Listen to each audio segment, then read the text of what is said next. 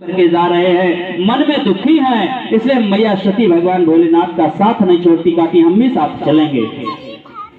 मैया सती भगवान भोलेनाथ के साथ इसीलिए जा रही हैं। मैया सती कथा सुनने के लिए नहीं गई थी। गोस्वामी जी ने भी लिखा कि संग सती जगजननी भवानी पूजे ऋषि अखिलेश्वर जानी, अर्थात मैया सती केवल भगवान शंकर के साथ गई, कथा सुनने के लिए मैया सती नहीं गई थी।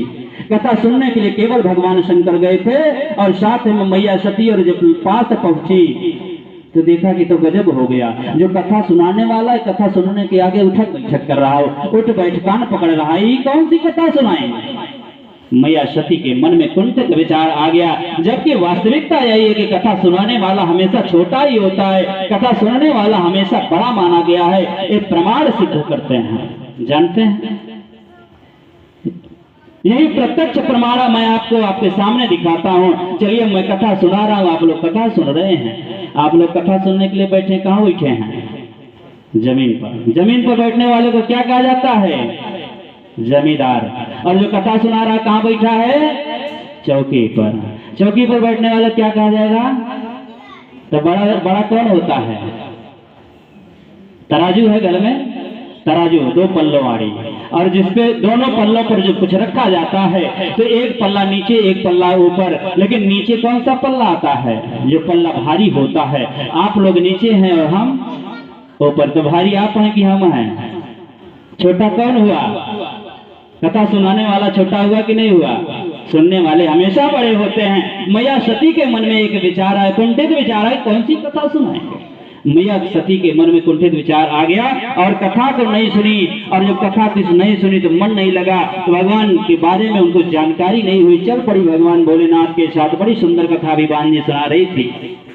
चल पड़ी भगवान के साथ। जब रास्ते में भगवान राम की परीक्षा लेने की बात आई तो भगवान शंकर ने कहा कि जैसे ही जाए मोह भ्रम भारी, जिस प्रकार से आपके मन का यह भ्रम दूर हो जा करके तुम परीक्षा ले आओ भगवान की। मैया सती परीक्षा लेने तो गई, लेकिन मैया सीता का रूप बना करके गई। मैया सती नकल तो कर, लेकिन अकल का इस्तेमाल नहीं की। माताएं नकल बड़ी जल्दी करती हैं, लेकिन दिमाग का इस्तेमाल कम करती हैं। मैया सती भी दिमाग नहीं लगाई, अकल का प्रयोग नहीं की, नकल तो कर ली कि चलिए भगवान राम इस समय मैया सीता की खोज कर रहे हैं, और अगर सीता के रूप में जाएंगे तो अगर नारायण होंगे तो मुझे पहचान जाएंगे, अगर कोई साधारण मानव होंगे तो सीता के रूप में मुझे अपना लेंगे। इस प्रकार मैया सती परीक्षा लेने के लिए गई, लेकिन अकल का प्रयोग नहीं की। क्यों नहीं की? कि मैया सती हमेशा भगवान राम के, मैया सीता हमेशा भगवान राम के पीछे पीछे चलती थी, और यहाँ पर मैया सती जब गई तो भगवान राम के आगे आगे चल रही हैं। अरे भगवान राम ने देखा कि मैया आप कहाँ अकेले बने में विचरण कर रहे, भगवान भोलेनाथ कहाँ चले गए। मैया सती सोची कि सारी पोल मेरी खुल गई, डर के मारे भागने लगे। भगवान ने कहा कि एक काम करिए, अगर माँ मेरी परीक्षा लेने आई है तो मैं कुछ अपनी माया का प्रभाव दिखा दूं।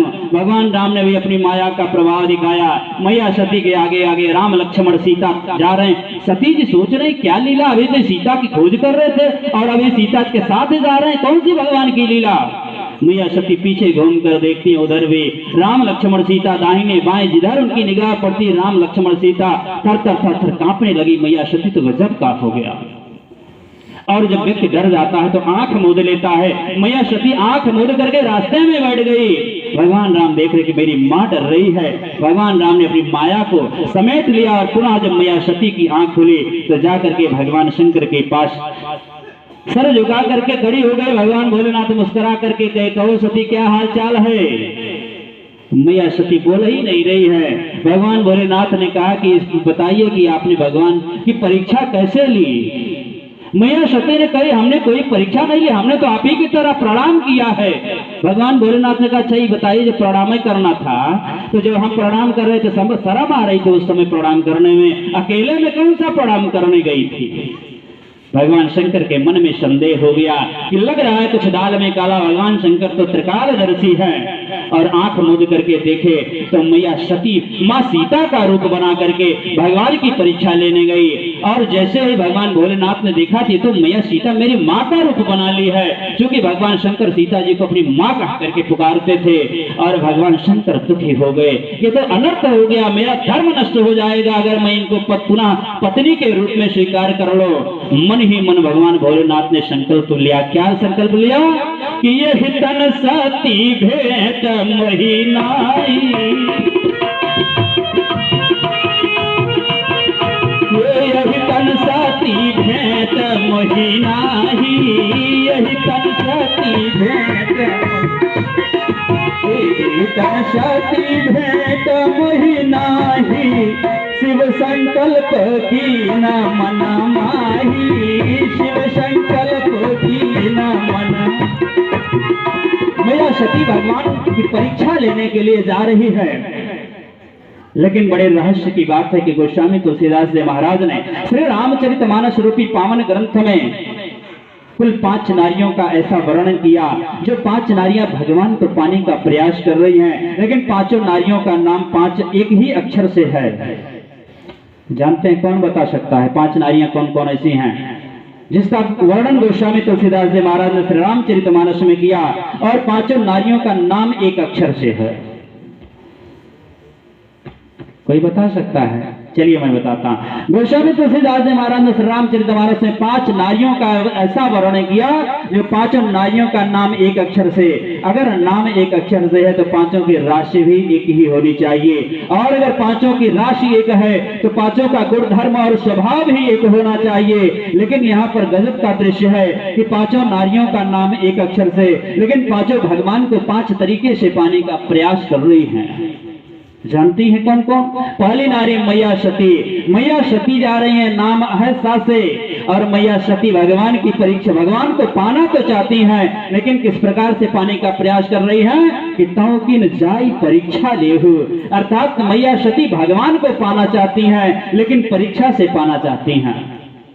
नंबर 1 नारी सासे है मैया सती का नाम, और भगवान को पाना चाह रही हैं लेकिन परीक्षा के द्वारा पाना चाहती हैं, जानना चाहती हैं। दूसरी सती का कौन सी दूसरी नारी है? सीता।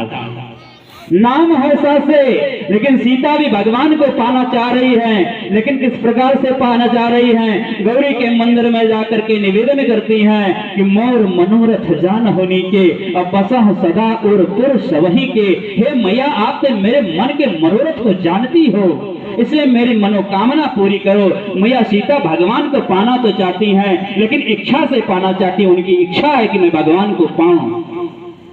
2 नारी हुई। पहली नारी सती भगवान को पाना चाह रही है लेकिन परीक्षा से पाना चाहती है। दूसरी नारी सीता भगवान को पाना चाह रही है लेकिन इच्छा से पाना चाहती है। तीसरी नारी कौन सी है? शूर्पणखा। शूर्पणखा भी भगवान को पाना चाहती है लेकिन जाकर के भगवान के सामने कहती है कि न तो सम पुरुष न मो सम नारी, अर्थात न तो जैसा संसार में कोई पुरुष है न मुझ जैसी कोई संसार में नारी है। भगवान को पाना तो चाहती है लेकिन यहाँ पर शूर्पणखा समीक्षा कर रही है अपने और भगवान में, समीक्षा कर रही है, तुलना कर रही है कि तुझ जैसा संसार में कोई पुरुष नहीं और मुझ जैसा कोई नारी नहीं, इसलिए मेरे विवाह प्रस्ताव को स्वीकार करो भगवान से। 3 नारियां हुई। नंबर 1 सती, नंबर 2 सीता और नंबर 3 शूर्पणखा। चौथी नारी कौन सी है? मैया शबरी। तो नाम है सासे, भगवान को पाना चाह रही है लेकिन भगवान को किस प्रकार पाना चाह रही है? प्रतीक्षा से पाना चाह रही है। मैया शबरी की उम्र बचपन से 55 की हो गई लेकिन भगवान कुटिया में नहीं आए। मैया शबरी भगवान को पाने का प्रयास कर रही है लेकिन प्रतीक्षा से। 4 नारी हुई। 1 नारी और कौन सी है? स्वयं प्रभा। स्वयं प्रभा नाम है सासे, भगवान को पाना चाहती है लेकिन स्वयं प्रभा सागर तट के किनारे गुफा में बैठकर तपस्या कर रही है। जब समुद्र के किनारे वानरी सेना गई तो वहां पर उनसे मुलाकात हुई, लेकिन स्वयं प्रभा मूर्तिमान नारी के रूप में गुफा में तपस्या कर रही है। जब वानरी सेना गई वहां पर बताया कि भगवान राम का अवतार हुआ और मैया सीता की खोज में दर दर भटक रहे, तो स्वयं प्रभा जाकर के भगवान से मिलती है। स्वयं प्रभा भगवान को पाना चाहती है लेकिन शिक्षा से पाना चाहती है। अपने ज्ञान से पाना चाहती है। एक गोस्वामी जी ने 5 नारियों का वर्णन किया। 5 नारियों का नाम एक अक्षर से है। 5 नारियां भगवान को पाने का प्रयास कर रही हैं, लेकिन 5 नारियां भगवान को 5 तरीके से पाने का प्रयास कर रही हैं। समझ में आया?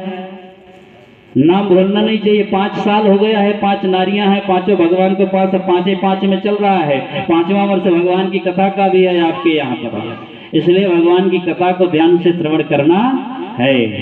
आइए भगवान भोलेनाथ मैया